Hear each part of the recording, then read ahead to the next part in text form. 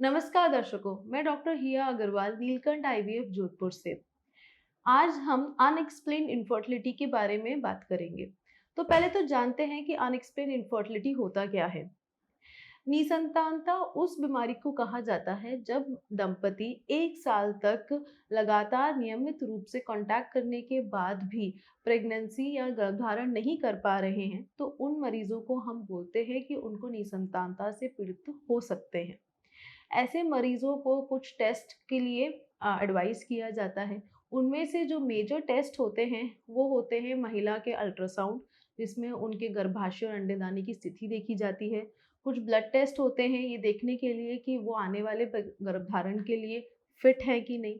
और साथ साथ में पुरुष साथी के हम वीर्य का सैंपल देखते हैं कि उसमें शुक्राणु की संख्या, गतिशीलता ये सब सही है कि नहीं। सब कुछ सही होने के बाद महिला के ट्यूब की भी जांच की जाती है। वो जांच हम हिसाल एचएसजी, लेप्रोस्कोपी किसी के माध्यम से भी कर सकते हैं। ये सब कुछ ठीक आने के बाद भी अगर निसंतानता का कारण नहीं प्राप्त होता है, तो ऐसी निसंतानता को अनएक्सप्लेन्ड इनफर्टिलिटी या अनएक्सप्लेन्ड निसंतानता कहा जाता है।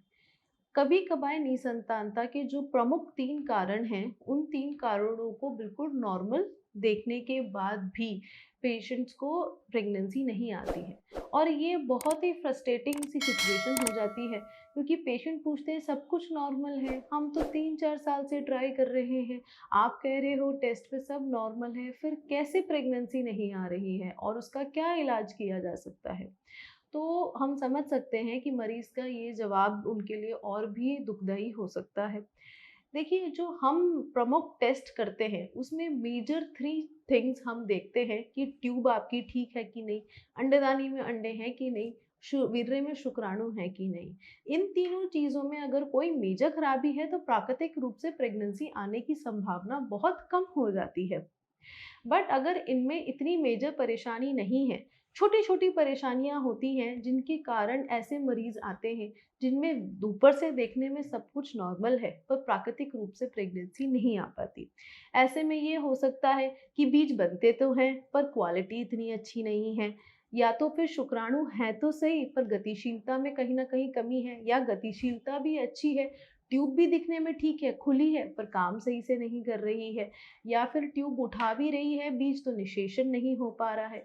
अगर निषेचन भी हो पा रहा है तो भ्रूण अच्छे से विकसित नहीं हो रहा, और विकसित भी हो रहा है तो ये इम्प्लांट या चिपक नहीं पा रहा गर्भाशय से। इन सारी चीज़ों को टेस्ट करने के लिए कोई बहुत अच्छा टेस्ट अवेलेबल नहीं है, बट हाँ, इलाज अवेलेबल है। सबसे अच्छा इलाज जो अनएक्सप्लेन्ड इनफर्टिलिटी के लिए आज की तारीख में माना जाता है, वो सफल इलाज है आईवीएफ। वो सफल और सरल इलाज है। इसमें सबसे ज़्यादा चांसेस रहते हैं कि आपको एक साइकिल में बच्चा ठहर जाए। बट बहुत मरीज़ इसको कभी-कभार या तो जाना नहीं चाहते, बिकॉज़ ये सबसे एडवांस्ड इलाज है। तो ऐसे मरीज़ों के लिए 1-2 साइकिल के लिए आईयूआई भी ट्राई किया जा सकता है। इन आईयूआई में हम पेशेंट्स को कुछ बीज बनाने के लिए इंजेक्शन और मेडिसिन्स की दवाइयाँ देते हैं, जिससे इनकी बीज की क्वालिटी इम्प्रूव की जाती है। और जब बीज बन के फूट जाता है, तो उस टाइम पे हस्बैंड के वीर्य के सैंपल को वॉश करके बेस्ट शुक्राणु को महिला के गर्भाशय में डाला जाता है। ऐसा करने पर एक साइकिल में कम से कम 25 से 30% चांस है कि महिला, अगर वो अनएक्सप्लेन्ड इनफर्टिलिटी की है, तो कंसीव कर जाए। अगर 2 से 3 साइकिल कराने के बाद भी आईयूआई की महिला कंसीव नहीं कर पाई हैं, अच्छे तरीके से बीज बना है, अच्छे से आईयूआई हुआ है, कोई कारण नहीं रहा है, फिर भी कंसीव नहीं कर पाए, तो बेस्ट उपचार फिर आईवीएफ ही होता है।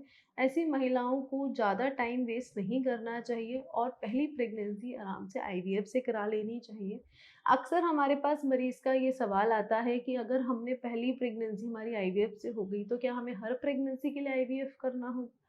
तो ऐसा देखा गया है कि जब एक बार प्रेगनेंसी आईवीएफ से हो जाती है, तो ऐसे पेशेंट जिनमें कोई कारण नहीं था पहले इनफर्टिलिटी का, वो दूसरी बार शायद अपने आप भी कंसीव कर सकते हैं।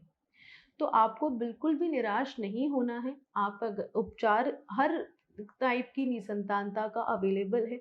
आज की आधुनिक दुनिया में तो हर चीज़ का उपचार अवेलेबल है, कोशिश तो पूरी हम कर ही सकते हैं। तो अगर आप अनएक्सप्लेन इनफर्टिलिटी से पीड़ित हैं या फिर आप कैसे भी निसंतानता से पीड़ित हैं और आईवीएफ के बारे में अधिक जानकारी चाहते हैं, तो नीचे दिए गए नंबर पे कॉल कर सकते हैं या हमारे सेंटर विजिट कर सकते हैं। धन्यवाद।